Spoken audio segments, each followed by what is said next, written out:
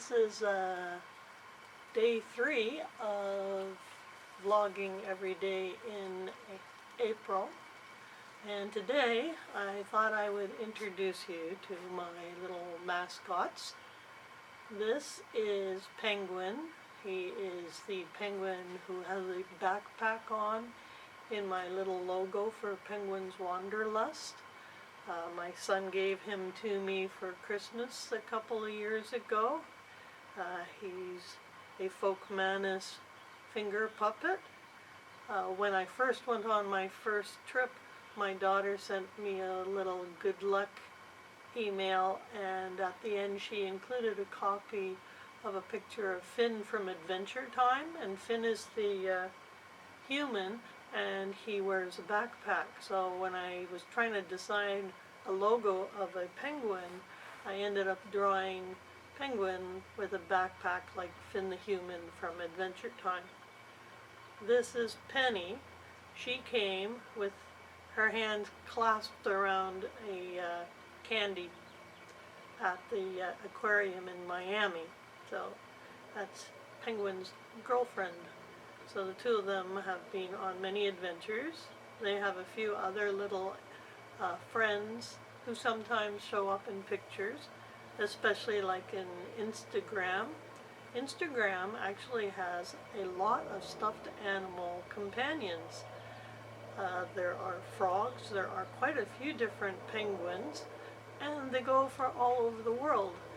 And I am part of a community of little stuffed animal type lovers who travel, and it's quite exciting, and at some point I will be doing a post on my website about that. But meanwhile on Instagram we have quite a few of those friends that we join.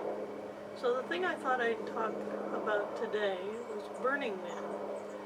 I've gone to Burning Man 6 times. Started in 2009, missed last year. Some people don't know what Burning Man is. Burning Man is basically an art festival that happens every year the week before Labor Day weekend. And when we first started going in 2009, there were about 35,000 people.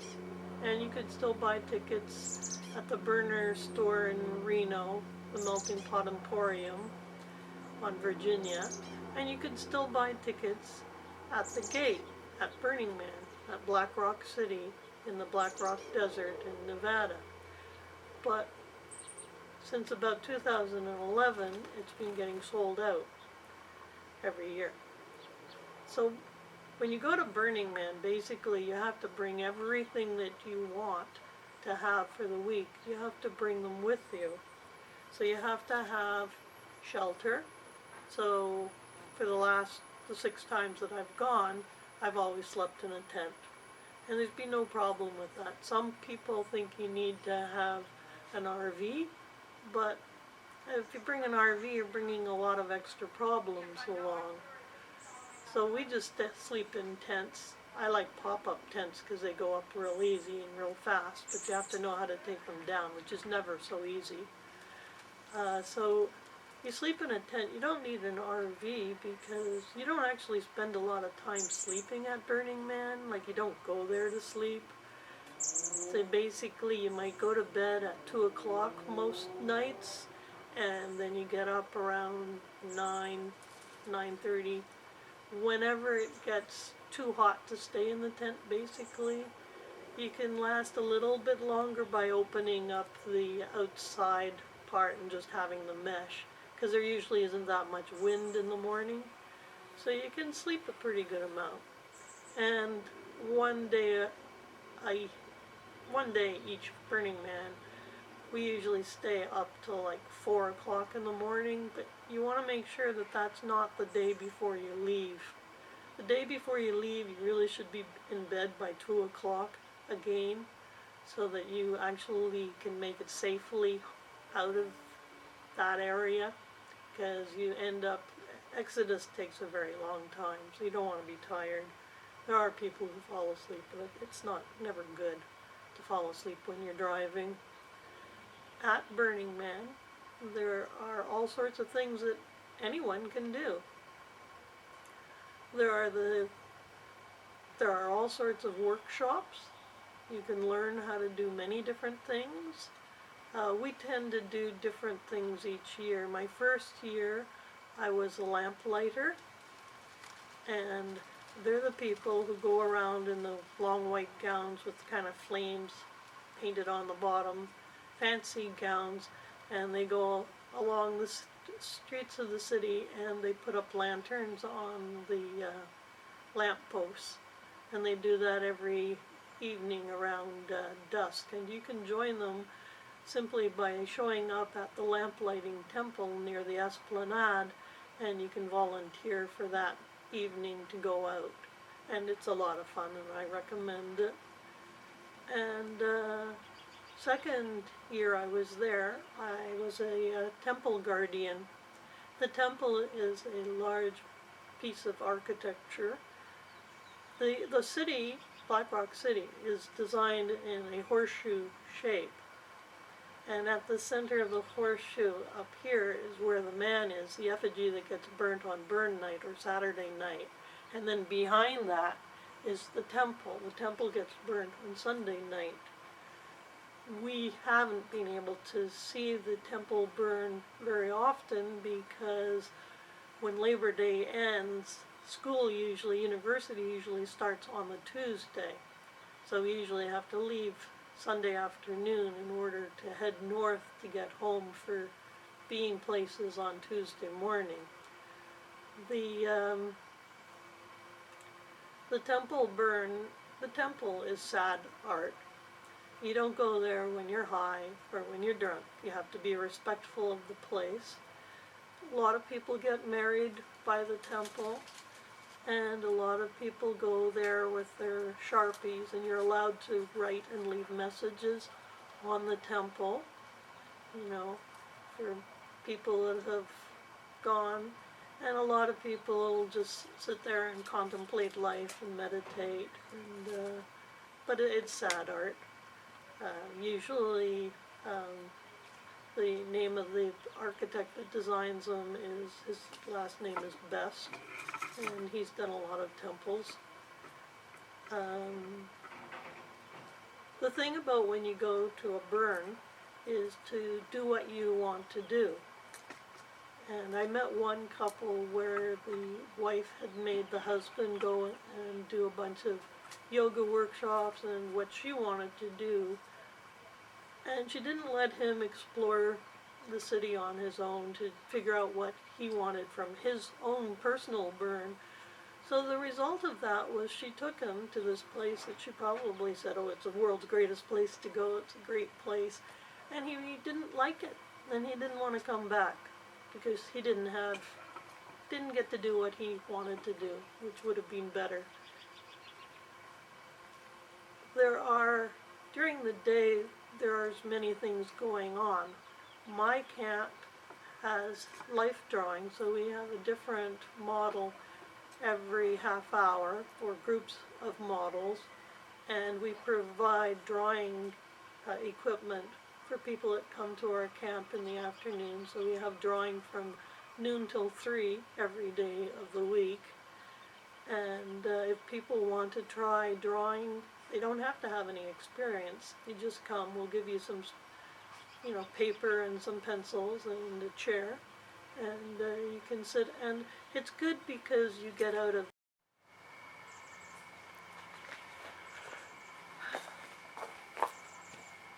having a few major difficulties today, but I'm getting them fixed. I'm figuring them out.